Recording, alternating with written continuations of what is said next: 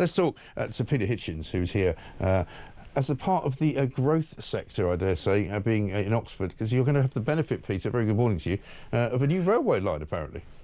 Well, I wish that I thought that we would. I used to travel on that railway line before they madly closed it in 1968. Right. Amazingly, it wasn't on the list of tracks which the awful Lord Beeching had suggested should close on, basically on the orders of the very dubious Tory Transport Minister Ernest Marples. Harold Wilson just closed it, and no one really knows why.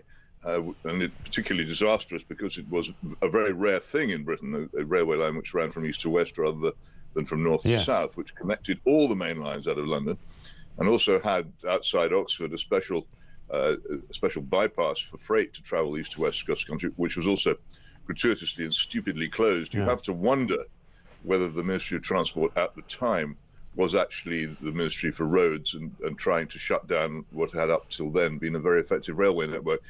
I hope they open the railway again, though it's going to be difficult to do. But the idea that they should concrete over this part of the country and that it will create economic growth seems to me to be doubtful and also rather sad. It's not a beautiful part of the country, it was a very handsome one. And if you're at all familiar with John Bunyan's great classic, Pilgrim's Progress, it is the landscape in which that's set. Doubting Castle, the Hill Difficulty, and all the rest of it, they're all round there.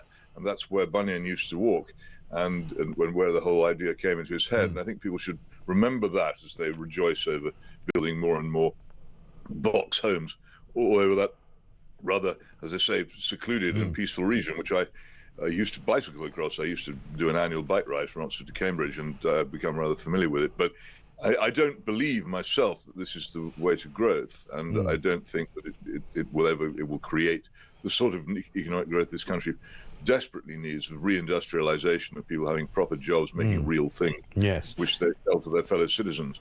No, I think that's right, and I don't think that many people are actually rejoicing about it, because when we look at the similar idea to expand the Heathrow, which has been talked about for 22 years and nothing's really happened, my initial thought was if they even were to get into actually putting spades in the ground and doing anything around Heathrow, they would immediately, presumably, hurl that entire area around the M25 and around that part of London into a complete sort of gridlock situation, because apparently... It would be horrible, and also it will destroy lots of habitations.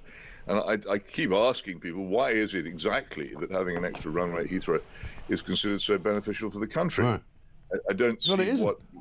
Again, there's as with HS2, which seems to be an entirely pointless vanity project, if you want to build railways in this country, and I wish people would, what we need is a medium-speed, reliable intercity network between all our cities and a recreation of the rural net.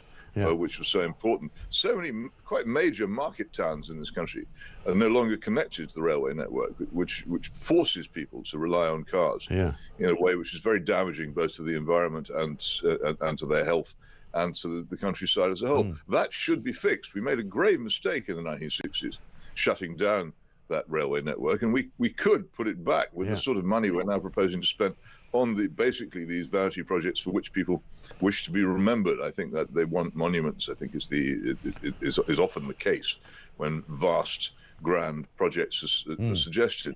Yes, I mean you've got a piece in Spectator that I was just looking at. Well, it's an old one I dug out because it's still relevant. Yes, no, but I'm looking at the sort of the viaduct that you've got the steam train on there, and I assume that's no longer there. No, that's a nice picture of a lovely viaduct in Scotland. Is it? Nothing to do with the Oxford to Cambridge line. I don't think that there used to be a sort of crawl over or fly over at Bletchley, but it didn't look anything like as spectacular as that. It's just the usual slightly illegitimate use of pictures by people on the internet. Excellent. Good to know. It's a nice viaduct, but yes, but I mean, I suppose my question then should be: would there be any part of what used to be the railway line between Oxford and Cambridge that they could use, or not really? Oh, lots of it.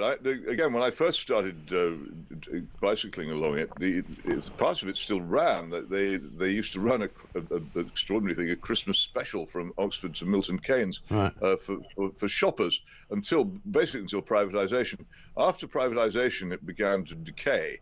And in some very strange fashion, which is involving some completely unknown chemical or physical process, the tracks disappeared. I think they evaporated. I know one year they were there. Sold off by anybody. They weren't there anymore. Well, your guess is as good as mine. But gradually it got overgrown. There's a very important part of the old track too, round about Bedford, which got built over with houses, right. Which made it very difficult to reinstate. It can be done with a bit of determination and money. It can be done, and it would be a very good thing if it is. It's ridiculous that these two beautiful cities are no longer linked by train. It was one of the favourite journeys of C.S. Lewis, the Narnia books man, who used to travel with his brother because he got a professorship in Cambridge regularly along that line, which he called the crawler. And it was a vital part of the railway system, and it was just, to me, it still remains a sign that we had and continue to have an anti-railway policy in this country. Anybody ever closed it? But I seem to remember the Tories saying they were going to open it as well, just as they went on about the third runway. Right. Well, this is the thing. These things are often talked of. Yeah, they're talked of, but this is the thing. I mean, in the Mail today, the suggestion being there's no chance of this third runway even appearing for 25 years, and that's probably optimistic, I would say. Well, let me refer here to my home city of Oxford. There's a part of the long-term plan for the Oxford to Cambridge railway line has involved the building of a new platform at Oxford Station, which then involves the building of a wider bridge across the only road which connects the west and the east of the city. Well, they closed it, I think, about 18 months ago now. And the whole place is full of men in orange jackets standing around, and machinery going backwards and forwards with those strange loudspeakers saying "reversing" all the time, day and night. Floodlights, pools of water, hose pipes, cables, diggers. Nothing happens. Right. The town has been divided. There's a thing I call it's a checkpoint where you have to shuffle through a narrow pedestrian tunnel between two sides of the city. Everybody's sick to death of it. Nobody knows when it will ever end. So the idea that they can, if they can't even widen one railway bridge in the centre of Oxford on time, the idea they can build a third runway for Heathrow Airport on time is fanciful. Nothing in this country is done properly anymore, and nobody can find out how this thing got into such a mess. And there's still no real idea of when it will be finished. And I think this is standard in grand projects in this country. Everything takes at least twice as long and costs at least twice as much. And as you say, it also seems to involve twice as many people. You know, I've got the same problem. There's a building that's been going up next to London Bridge Station. I think it's actually going to be student housing eventually. But they've been working on it for literally years and years and years. And there's a sort of absolute plethora of orange-jacketed characters who stand around directing, and they're called traffic marshals. And I'm like, what are you doing? And all they seem to do is to stop you when you're in a car. Do you remember the great Keith Waterhouse? Yes, I do. The column in the... I used to drink with him in Costello's. I'm that old. Well, he once wrote this book of his life. And what the point it made was that gradually the hero discovered that the vast office in which he worked, thousands of people, was completely pointless. He noticed after a while there were no telephones. Nobody could call in. All these people were sitting around. The thing had been created by a government which was incapable of running an economy to pretend that people had jobs. I think an awful lot of the construction industry is pretend jobs, really, to make up for that. We have no proper manufacturing industry. You noticed, I think, probably that during the Great Shutdown, during which we first bonded, that the construction industry was exempt from all the rules of shutting everything down. It carried on completely regardless, which struck me as very interesting. It has a special place in the hearts of politicians because, as I say, it soaks up an awful lot of what would otherwise be unemployment, gives the illusion that this country is industrially active. It isn't, and that's really the problem. If people want to rebuild... Well, funny enough, I was rebuilding the industry that was destroyed in the 80s. Yeah, I was talking to a developer, funny enough, the other day about all this. I said, where are all these buildings that are going up everywhere you look in London and elsewhere? You know, I see housing projects sometimes as well, which I can understand people need houses. But a lot of the high-rises that are going up in London, I was like, who's like buying those? Who's moving into them? Canary Wharf, for example, is largely empty because most of the office buildings are no longer occupied by office workers. And he said basically what they do is they sell kind of, you know, a dividend, or they sell some kind of, you know, property right to own some part of the building that they're putting up, only so that you can sell it on to somebody who might want it in the future. But it's all a bit of a pyramid scheme, it seems to me.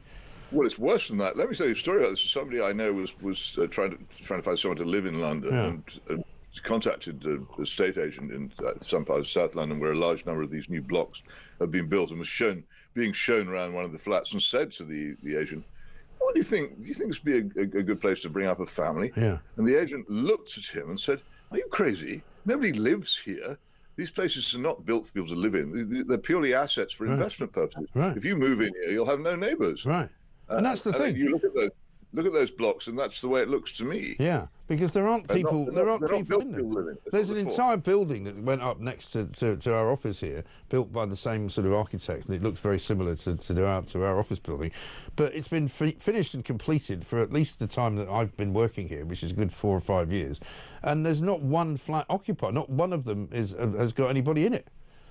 Yeah, and again, a lot of the housing which is built with the constant frenzy that the government has for building houses all over the countryside remains empty. It seems to me for a lot of the time, and it or is too expensive for normal people to buy when it's completed. Yeah.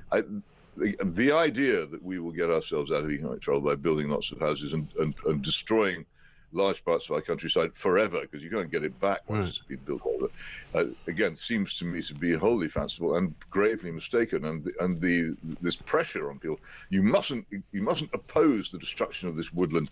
You mustn't stand in the way of this development, because this is vital for the national development, and you're wrong to do it, and you're a NIMBY and despicable. I think this whole it's a very big state, isn't it? What preserve the environment as obstructive is very, very dangerous, and we will regret it greatly. Just as, the 1960s, huge amounts of hideous concrete development was allowed all over the place, which still spoils many towns and much of the country. Well, look at Barbican now. It looks awful. The same sort of pressure. We must build, and then you have this hideous stuff, which it would take high explosive or more to actually get rid of. Yeah. And it's lost forever. Yeah, it is, unfortunately. We've got to go, but thank you very much indeed. Peter Hitchens there on all manner of things, including growth.